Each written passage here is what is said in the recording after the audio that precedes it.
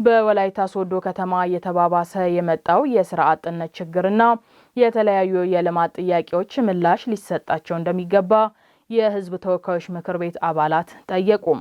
የከተማ አስተዳደር በበኩሉ የስራ አጥ ቁጥርን ለመቀነስ ኤልኤች በመመዝገብ ልዩ የስራ አማራጮችን ማግኘት እንደሚቻል የገለጸ ሲሆን ከምክር ቤት አባላት የተነሱ ጥያቄዎችን ለመፍታት እየሰራሁኝ ነው ብሏል። የሶዶ ከተማ የ2018 ዓመተ ምህረት በጀት ዓመት ሁለተኛ ዙር የፓርላማና የክልል የሕዝብ ተወካዮች ምክር ቤት የ6 ወር አፈጻጸም ከአስፈጻሚ አካላት ጋር የውይይት መድረክ አካሂዷል። ሂሩት የምሩ መድረኩን ተከታትለዋለች። የሶዶ ከተማ የ2018 ዓመተ ምህረት በጀት ዓመት ሁለተኛ ዙር የፓርላማና የክልል ምክር ቤት የሕዝብ ተወካዮች የ6 ወር አፈጻጸም ከአስፈጻሚ አካላት ጋር የጋራ መድረክ አካሂዷል። በጉባኤው የኦተና ሆስፒታል መልሶ ማቋቋምን ጨምሮ በከተማዋ እየተስፋፋ የመጣውን ህገወጥ ንግድና የስራ አጥ ቁጥር መጨመር የመሳሰሉት ሀሳቦች ተነስቶ ምክክር ተደርጎበታል። ረግጦ ሄዶ ሌላ ቦታ ላይ የሚሰራውን ልማት እያየን ነን እኛ አሁን እና ወላይታ ለምንድነው ልማት ይሰራል። በርግጥ ግን ጥረት እዚህ ካሉት ጋር ያሉት ጥረት ቢሰሩ ከነሱ ጋር ጎን ይቆማል ወይ መንግስት? እውነት እንደ አዲስ አበባ እኛን ያስባል ወይ? ፋብሪካ አለን፣ ልዩ ኢንዱስትሪ አለን። ቅድም ጫፍጫፉን ነክቶታል። የተጀመሩ የኮሪደር ስራዎች፣ የወንዝ ዳር ልማቶች ሰው በደስታ እንደተቀበለ ተሰርቶ ቢያልፍ ነበር። የሚያሳምሙ ነገር ግን የሚያቆስሉ ነገር ህብረተሰቡን ከፖለቲካውና ከሀገር ሁኔታ እየለዩ ያሉ ነገሮችን ድግ አርጉና እንትን በሉ። የመልካም አስተዳደር ችግር ብሎም በከተማዋ እየተሰራ ያለው የመንገድ መሰረተ ልማት ተደራሽነትና የባለይዞታና የባለይዞታ ልጆች ጉዳይ መፍትሄ ሊሰጠው ይገባል ተብሏል። የፌደራል መንገድ ከሶዶ ሳውላ መንገድ እንግዲህ የፌደራል መንገድ ነው። ገና ተረክበው ሳይጨርሱ ነው እየተበላሸ ያለው። ቢታይ ሰርተው ጨርሰው ሳያስረክቡ ውሃ የተኛ በዛው መኪና ማሽከርከር አይቻልም። እና ለምንድን ነው ጥራት የጎደለው ነገር የሚሰራው? ከመንገድ ከሚሰራው ስራ ጋር የጥራት ጉዳይ በደንብ ቢታይ። ህገወጥ ስራ በተመለከተ ነው። ህገወጥ ስራ ማለት እኛ ህጋዊ ከሆነ መንግስትም ይጠቅማል፣ ህገወጥ ከሆነ ሁሉ ነገር ይጎዳል። ባለፈው እኛ አብዛኛው የምንሰራው ምንድነው ቤትና ቢሮ እቃ መምረቻ ነው የምንሰራው። የሚሰራው ስራ እኛ ከመንግስት ፍቃድ አውጥተን ነው የምንሰራው። መንገድ ዳር ቁጭ ብለን እየጠበቀን ያለው ለመንግስት ግብር እየከፈለን መሀል ላይ ያለው ደግሞ የመንግስት ድጎማ ያስፈልጋል ስል ከኪሳችን አውጥተን እየሰጠን፣ ያ ማለት ስራ ካለ ነው የምንሰራው። ስራ ከሌለ መስራት አንችልም። ግን ህገወጥ ስራ ጠቅላላ ህግን ፍቃድን አውጥቶ የሚሰራው ስራ እንዳለ በቃ ከለከለ። በምክር ቤት አባላት የተነሱ የመልካም አስተዳደር ጥያቄዎች በከተማ አስተዳደሩ በክልሉና በፌዴራል መንግስት በየደረጃው ምላሽ እንዲያገኙ እየተሰራ ይገኛል ሲሉ የክልልና የፌዴራል ምክር ቤት አባላት ለቀረበላቸው ጥያቄ ምላሽ የሰጡ ሲሆን ወጣቱ ስራ አጥ ፈላጊ ከመሆን ይልቅ ስራ ፈጣሪነትን እሳቢ እንዲያደርግ የጋራ ጥረት ያስፈልጋል ብለዋል። አዲስ አበባ ከተማ ላይ የሚወጡ ልጆችን ኦዲት አድርገናል። ከፍተኛ የኛ ክልል ልጆች ናቸው። ሀኒዮ በእንግዲህ ሳላሆላ ጋር ጤስ ነው ደጤ በታኔ ያገት እነሱም ጥቃት የደረሰባቸው ሴቶች የሚያገግሙበት ሴፍ ሃውስ ያለበት፣ ህፃናትም ደግሞ ወጣቶችም ደግሞ የስነ ልቦና ማዕከል የሚሰሩበትን የያዘ ኮምፓውንድ ነው። ይሄንን ወስደን ግንባታውን አሁን አስጀምረናል። ይሄ ዘላቂ መፍትሄ ነው። በጊዜያዊነት ግን እንዳይወጡ ለማድረግ ደግሞ ስልጠና ስተን ወላጅ ላይ የሚሰራውን ስራ ከፕሮጀክቶች ጋር በመቀናጀት እንሰራለን። በደንብ ራሳችንን መፈተሽ አለብን። ባህላችንን፣ አኗኗራችንን፣ አካሄዳችንን፣ ለስልጣን ያለንን አመለካከት፣ ለትምህርት ያለንን አመለካከት፣ ለክህሎት ያለንን አመለካከት ወደ ኋላ መፈተሽ አለብን።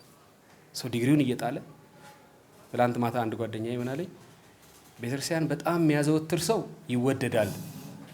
ቤተክርስቲያን ለምትጠይቃቸው ጥያቄዎች ደግሞ ኮንትሪቢዩት የሚያደርግ ሰው ደግሞ የበለጠ ይወደዳል አለኝ።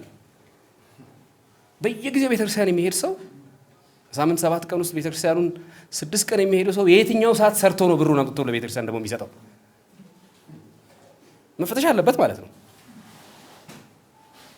መስጊዱም ላይ ይሄ ሊሰራ ይችላል፣ ሌላውም ላይ ሊሰራ ይችላል። መፈተሽ አለበት። ሁሉም ሁሉም ነገር ለእግዚአብሔር ተሰጥቶ ይቻላል ወይ የራስ ድርሻ ሳይሰራ በምክር ቤት የሚነሱ ጥያቄዎች የከተማ አስተዳደሩ በሚሰራቸው የልማት ስራዎች አቅጣጫ ጠቋሚ የሚሆን መሆኑን የተናገሩት የወላይታ ሶዶ ከተማ ምክትል ከንቲባ አቶ መንግስቱ ትግሮ በከተማ አስተዳደሩ አቅም የሚፈቱ ጥያቄዎች ምላሽ እንዲያገኙ እንሰራለን ብለዋል። አላም ያጋኪታ ቢዝነስቲ የቤተሰብ ቢዝነስ ናቸው ኑኑ አይፈም በወገ አጋንዲ አይወርቅኔ ናኡና ተይዙናቴ ሲም ሰፈራ አይደተ ዲግሪ ማራ በቤተሰብ የሚጀምር የቤተሰብ ቢዝነስ በየትኛውም ዓለም ውጤታማ ናቸው። ዛሬ ላይ ወደ ተለያዩ ዓለማት ያደረሱ ቢዝነሶች የቤተሰብ ቢዝነስ ናቸው። እኛ በአይናችን ያየነው እዚህ ያለው ወንድማችን ወርቅኔ 2 እና 3 በድል የተመረቁ ልጆች አሉት። ቢሆንም አይጨነቅም። ምክንያቱም ቤተሰብን መስራት ያደረገ ቢዝነስ አለው። ግማሹ የከብት እርባታ ይሰራል፣ ግማሹ ባህላዊ ምግብ ቤት ይሰራል፣ ግማሹ ደግሞ በሼድ ይሰራል። ከኮሪደር ልማት ጋር በተያያዘ ለነሱ 1,000 ካሬ መሬት ሰጥተናቸው ቤት አዘጋጅቶ ከብቶቻቸውን ወደዛ እያስገቡ ናቸው። እናንተ እንዳላችሁ የኮሪደር ትንሾችን ምን እናደርጋለን የሚለው እናስባለን። ሎቆፓ ካይሚስ ኡባሳ ከቦሸርቲ ያ አንቲኖ ጋደና አዋኒ ባነጊያጋ ኑወልቃራ ከጋቲ ዋኒ ባነጊያጋ እንት ከጋይራ ማደና ቢአይበጊያባ አዳም ቢያከሎ በከተማዋ እየተሰሩ የሚገኙ የመንገድና የኮሪደር ልማቶች በተባለላቸው ጊዜያት ተጠናቀው ለአገልግሎት ክፍት እንዲሆኑ የከተማው አስተዳደር ያላሰለሰ ጥረት እንዲያደርግ መልእክት ተላልፏል። በየደረጃው ህዝብ የሚያነሳቸውን የልማትና መልካም አስተዳደር ጥያቄዎች በወቅቱ እንዲመለሱ መንግስት አንገብጋቢ የሆኑ ጉዳዮችን በመለየት ትኩረት ሰጥቶ መስራት አለበት ሲሉ የገሱባ ከተማና ኦፋ ወረዳ ነዋሪዎች ገለጹ። በ2018 በጀት ዓመት መግቢያ ላይ ህዝቡ ባነሳው ጥያቄ መሰረት እየተሰሩ ያሉ የልማት ስራዎችን በፍጥነት ጨርሶ ምላሽ ለመስጠት መንግስት ቁርጠኛ መሆኑን በኢፌዴሪ ህዝብ ተወካዮች ምክር ቤት የመንግስት ልማት ድርጅቶች ጉዳይ ቋሚ ኮሚቴ ሰብሳቢ አቶ መለሰ መና ተናገሩ።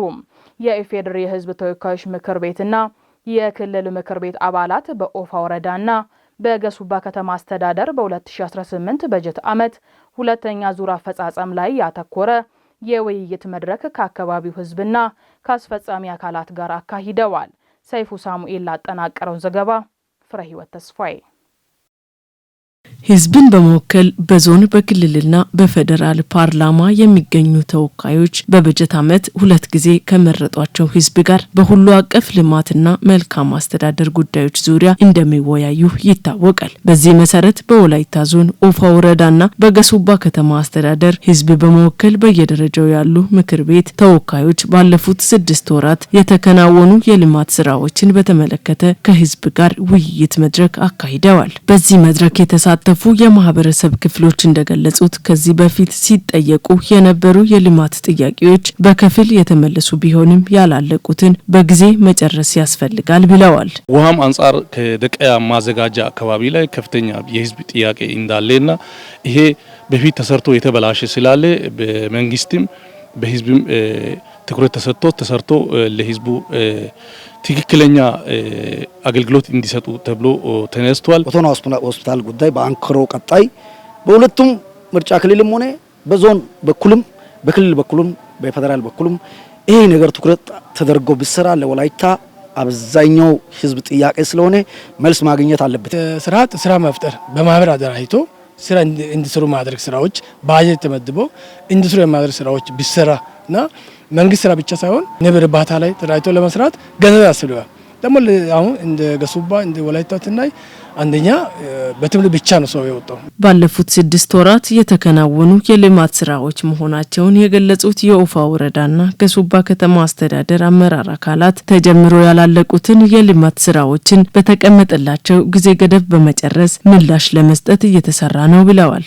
የክልልም የፌዴራል ተወካዮች በአመት በየ6 ወሩ ከወከላቸው ህዝቦች ጋር ቀርቦ በመልካም አስተዳደር ጥያቄዎች ዙሪያ ከህዝብ የሚነሱ ጥያቄዎችን መዝግበው ይዘው በፌዴራል መንግስት ደረጃ የሚመለሱ ጥያቄዎችን በቅርበት ተከታትሎ ከመፈጸም አኳያ በርካታ ውጤቶችን እንደ አካባቢያችን ሊመጣ ችሏል ብለን እንወስዳለን። በአጠቃላይ የተሰሩ ስራዎች እጅግ በጣም አመርቂ እንደሆኑ፣ ቀጣይ ግን በተለይ አሁን የተጀመሩ ስራዎች በጥራትና በፍጥነት እንዲያልቁ፣ አገልግሎት አሰጣጥ ላይ ያሉ ችግሮች እንዲፈቱ፣ ከላይ ከፌደራል ጀምሮ የሚወርዱ ኢኒሼቲቮች አሉ፣ አዳዲስ ሀሳቦች አሉ። እነዛን ቶሎ ወደ ተግባር በመቀየር የህዝብን ኑሮ መለወጥ ለብልጽግና መትጋት እንደሚያስፈልግ ህዝብ ብዙ የቤት ስራ የሰጠበት ሁኔታ አለና ህዝቡ የሚያነሳቸውን የተለያዩ የልማት ጥያቄዎች በአግባቡ እንዲመለሱ በክልል ምክር ቤት አጀንዳ ተይዞ ለተግባራዊነቱ እየተሰራ እንደሆነ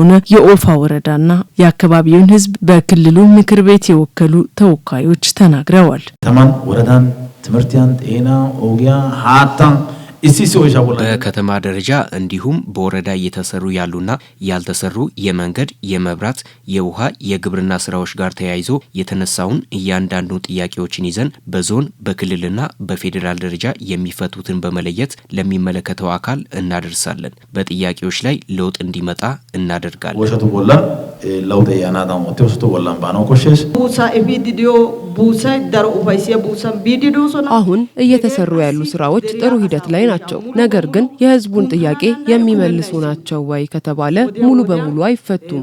ስለዚህ በየተራ የሚመለሱ ሆኖ በጥራትና በጊዜ እንዲመለሱ ለማድረግ የተነሱትን ለቅሞ መስራት ይጠይቃል።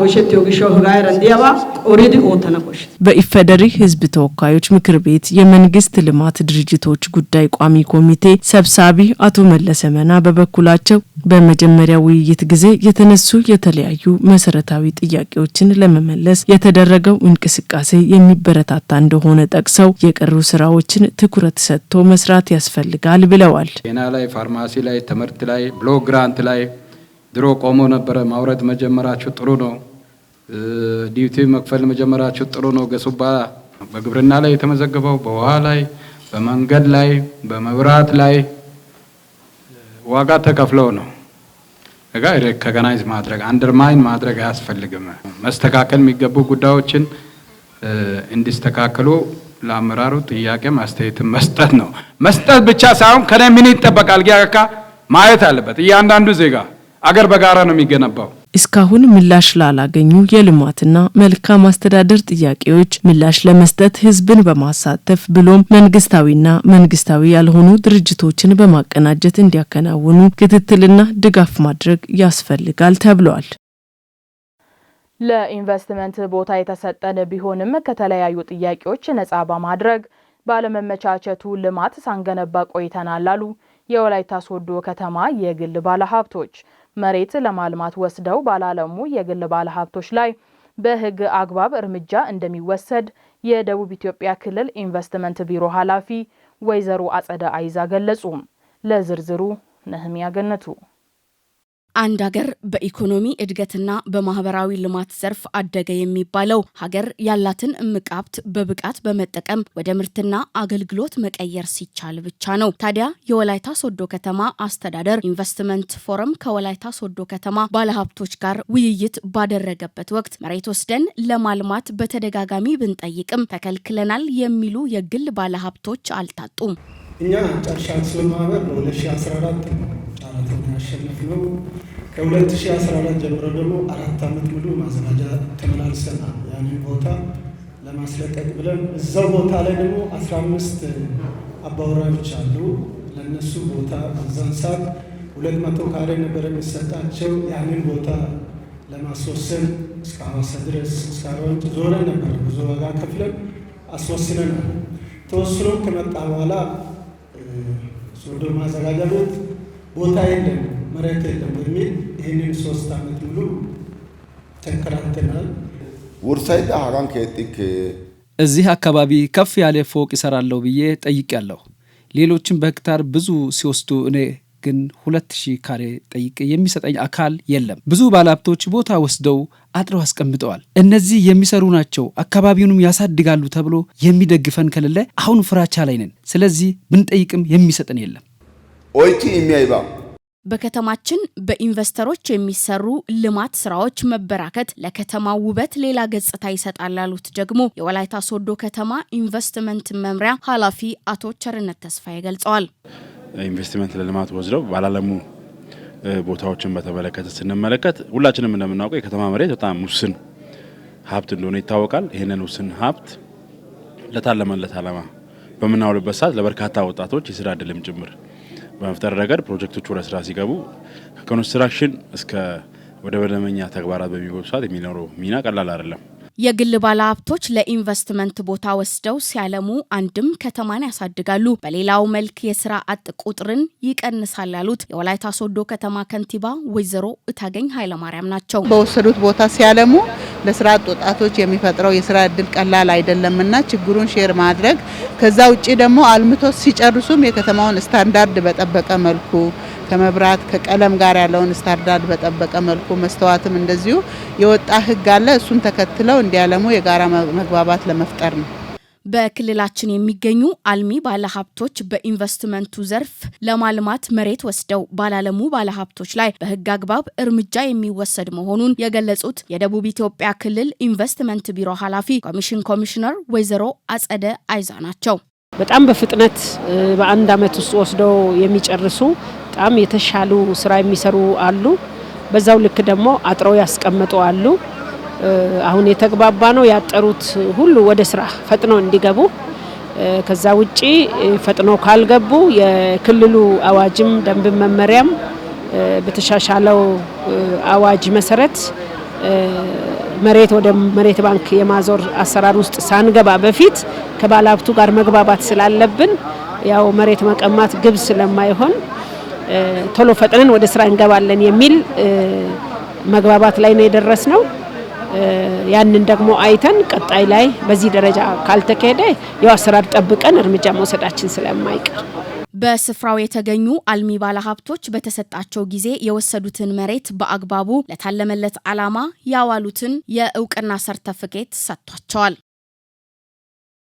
በዘንድሮ በልግ ወቅት ከ190 ሺህ በላይ ሄክታር መሬት ላይ የተለያዩ ሰብሎችን ለማልማት አቅዶ ወደ ስራ የገባው የወላይታ ዞን ግብርና መምሪያ ምርጥ ዘርና ማዳበሪያ ለአርሶ አደሮች ለማሰራጨት መዘጋጀቱን አስታውቋል። አርሶ አደሮች የመሬት ለምነትን የሚጎዳውን ባህር ዛፍ በመንቀል በአጭር ጊዜ ውስጥ ምርት የሚሰጡ ፍራፍሬዎችንና ሰብሎችን በማምረት በምግብ ዋስትና ራሳቸውን እንዲችሉ መስራት እንደሚገባ የወላይታ ዞን ዋና የመንግስት ተጠሪ ዶክተር አማረ አቦታ አሳስበዋል። የዞኑ ግብርና መምሪያ በ2018 በልግ ወቅት እርሻ ስራ፣ ቡናን በክላስተር የማልማት ስራና ባህር ዛፍ ነቀላ ንቅናቄ መድረክ አካሂዷል። ለትሩንጎ ሙሉ ዘገባ መሰዊያ ህዝቅኤል።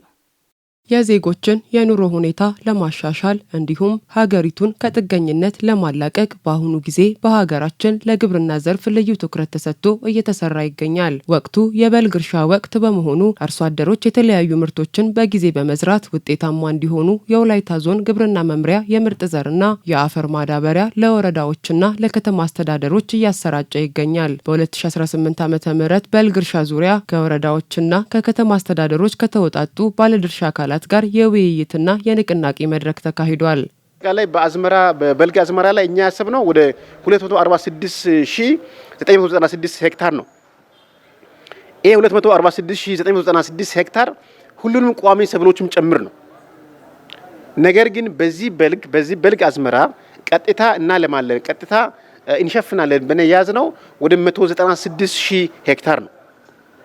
196000 ሄክታር በተለያዩ በቆሎ፣ አደንጓሬ፣ ሌሎች ሰብሎች ላይ እንሸፍናለን ብለን ያዝነው ነው። ስለዚህ ለዚህ የሚያስፈልገውን ግብዓት ምርጥ ዘርና ማዳበሪያ አስፈላጊ ባዮ ፈርቲላይዘር ስላዘጋጀን ይሄን ሄክታር በቀጥታ ያለምንም ጥርጥር ማሳካት እንደምንችል ነው አሁን ባለው ዝግጅት። ስለዚህ በልግ ቀድሞ የገባባቸው አካባቢዎች አርሶ አደሮቹም ቢሆን የማሳ ዝግጅት ቀድሞ በማዘጋጀት የበልግ የሚያስፈልገውን ዘር በመዝራት አሁን ወደ ማረም ወደ ቡቃያ ደርሷል እህሎቻቸው። ስለዚህ ሌሎች አካባቢ ላይ ወደ ቆላ አካባቢ ያሉ ማህበረሰቦች አርሶ አደሮች ከራሳቸው የሚጠበቀው የእርሻ ዝግጅት ስለሆነ የእርሻ ዝግጅታቸውን በሙሉ አጠናቆ እንዲጠብቁ ከመጀመሪያ እርሻ ከሚዘራበት ድረስ እስከ 3ኛው እርሻ ድረስ ያለው ዝግጅት ተጠናቆ አሁን ዘር ወደ አፈር የሚገባበት ጊዜ ላይ ደርሰናልና የወላይታ ዞን ዋና የመንግስት ተጠሪ ዶክተር አማራ ቦታ ሳይታረስ የሚቀር መሬት እንዳይኖር እንዲሁም አርሶ አደሮች ባህር ዛፍን ከማሳቸው አንስተው በአጭር ጊዜ ውስጥ የሚደርሱና ገበያን ሊያረጋጋ የሚችል ሰብል ማምረት እንደሚገባ አሳስበዋል። ሁሉም አካባቢ ጾም ያድር ማሳ እንዳይኖር የክቡር ጠቅላይ ሚኒስትራችን ኢኒሼቲቭ የሆነው የትኛውም ማሳ በዘንድሮ ዓመት ጾም ማደር የለበትም ተብሎ የተቀመጠ ሀገራዊ ኢኒሼቲቭ አለ። ይህን መሬት ላይ ለማውረድ ተግተን መስራት አለብን በሚል እየመከርን እንገኛለን። ተቋማት የራሳቸውን ድርሻ መውጣት መቻል አለባቸው። እንዲሁም አርሶ አደሩ የራሱን ድርሻ መውጣት መቻል አለበት። እያንዳንዱ ህብረተሰብ ክፍል በተለይ በውሃ ገብና በመስኖ አካባቢዎች ያሉ የባህር ዛፍ ተክል በአጭር ጊዜ ውስጥ ከቦታው መንቀልና በሌላ ምርት በአጭር ጊዜ ውስጥ የሚሰጡ ሰብሎች ላይ አተኩረን እንዲሁም ፍራፍሬ ላይ ሀገራዊ ኢኒሼቲቭም ስለሆነ ፍራፍሬ ላይ በአጭር ጊዜ ውስጥ ምርት ሊሰጡ የሚችሉ የአፈር ለምነትን ማይጎዱ አግሮ ኢኮሎጂውን ማይረብሹ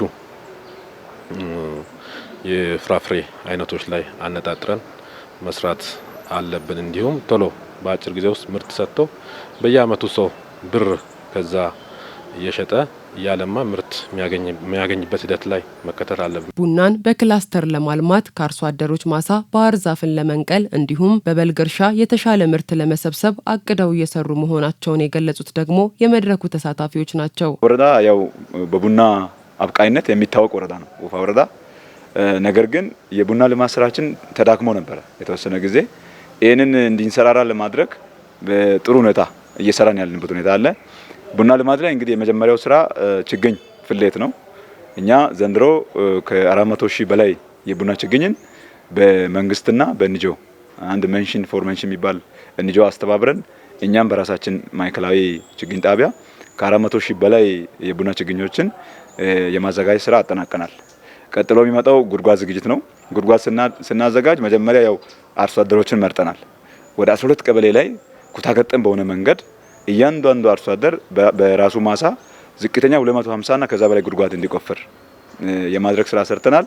ቡና በዚህ ልክ ከተከልን የዛሬ 3 አመት ቀጣይ የሚመጣው 3-4 አመት ትልቅ የቡና አቅም ያለው አካባቢ ይፈጠራል ብለን ያንን አላማ ይዘን እየሰራን ያለንበት ሁኔታ አለ። ክላስተሪንግ እርሻ ሰው በስፋት እየሰራን ያለንበት ሂደት አለ። ይሄ ደግሞ አጋጣሚ ሆኖ ግብርናው ሞደርናይዝ ለማድረግ መካናይዜሽን ለማድረግ ደረጃውን ከፍ የሚያደርግ ስለሆነ እዚህ ከበሬ ከምንጎተት እርሻ ወደ ትራክተር ደረጃ ማዳረስ ማለት ቀላል ነገር አይደለም። ይሄን ደግሞ ክላስተሪንግ እርሻ በዛው ልክ እያደረግን ያለንበት በተለይ የበቆሎ አበቃይ ስፋት አበቃይ አካባቢ አለ፣ አረንጓዴ አበቃይ አካባቢ አለ።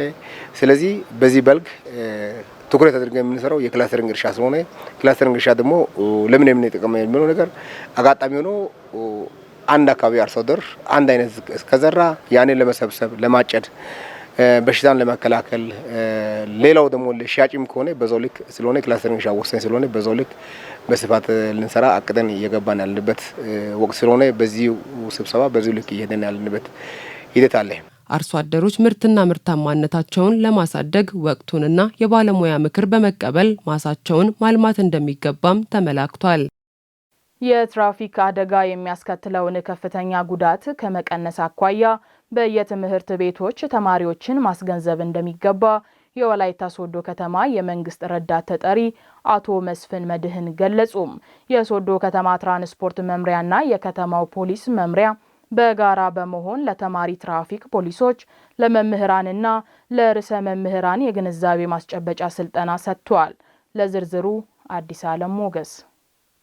የተለያዩ የመረጃ ምንጮች እንደሚያሳዩት ከሆነ በሀገራችን ኢትዮጵያ በአመት ከ4000 እስከ 5000 የሚደርሱ ዜጎች በትራፊክ አደጋ ህይወታቸውን ያጣሉ። የአደጋውን ቁጥር ለመቀነስ የተለያዩ የግንዛቤ ማስጨበጫ ስልጠናዎች ወሳኝ በመሆናቸው የወላይታ ሶዶ ከተማ ትራንስፖርት መምሪያ ከከተማ ፖሊስ መምሪያ ጋር በጋራ በመሆን ከተለያዩ ትምህርት ቤቶች ለመጡ ተማሪ ትራፊክ ፖሊሶች፣ ለመምህራንና ለርዕሰ መምህራን ከትራፊክ አደጋ ጋር በተያያዘ ስልጠና ሰጥተዋል። በስልጠና መድረኩ ተገኝተው መልእክት ያስተላለፉት የሶዶ ከተማ አስተዳደር የመንግስት ረዳት ተጠሪ አቶ መስፍን መድህን በሀገራችን እየጨመረ የመጣውን የትራፊክ አደጋን ለመቀነስ መሰል ስልጠናዎች ሚናቸው ወሳኝ ነው ብለዋል። ግንዛቤ ስልጠና ሲሰጥ ግንዛቤ የተሰጠው በዚህ ጉዳይ ላይ መተባበር ያለበት ትራፊክ ፖሊስ ወይም ፖሊስ መምሪያ፣ ትራንስፖርትና መንገድ ሎጂስቲክ መምሪያና ባለሙያዎቻቸው ብቻ ስላይደሉ ይሄ በትምህርት ቤቶች በክበባት ደረጃ ተደራጅቶ ይሄንን የሚከታተል መምህር ተሰይሞ ርዕሰ መምህራን ተከታትለው እንዲሰሩ የተደረገበት ዋናው ምክንያት ይሄን ጉዳይ የከተማው ነዋሪ፣ አርሶ አደሩ፣ ነጋዴው፣ ባለሀብቱ ሁሉም ሰው ጉዳይ ነው ብሎ ግንዛቤ ይዞ መስራት ስለሚገባ ይሄ የተማሪ ኃይል የሰማ ላልሰማ እንዲያሰማ ተደርጎ ተፍሎ ነው ስልጠና እየተሰጠ ያለው። ስልጠናውን ለትምህርት ቤት ማህበረሰብ መስጠት አደጋውን ለመቀነስ እንደሚረዳ የተናገሩት ደግሞ የሁለቱ መምሪያዎች ኃላፊዎች ናቸው። በትምህርት ቤቶች፣ በሃይማኖት ተቋማት፣ በየቦታዎች በመንገድ ዳር የትራፊክ አደጋ አስከፊነት ስልጠና እየሰጠን ይሄ ተቋም ያው መምጣቱ የሚታወቅ ነውና አሁንም ደግሞ የተሻለ ግንዛቤ ይዘን ከዚህ አዳራሽ ወጥተን ለህዝብ የተሻለ አገልግሎት ለመስጠት ሁላችንም የየራሳችን ሚና መጫወት ስላለብን ነው ያው ዛሬ የተጋበዛችሁት። ተማሪዎችን፣ መምህራንን፣ ሌሎችን ማህበረሰብ የምናገኝበት ስፍራ ስለሆነ ይህንን የአሰልጣኞች ስልጠና ቢባል እኔ በግሌ አልቃወምም። ምክንያቱም አንድ ተማሪ ሄዶ ትምህርት ቤት ላይ በርካታ ተማሪ ነው የሚያገኘው።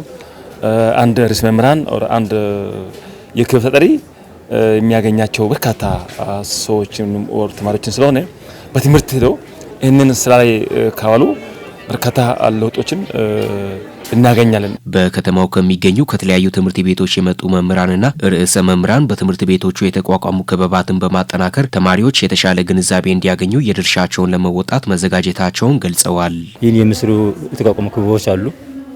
በዚህ ክበብ ላይ ብዙ ስራ እየሰራ እንገኛለን።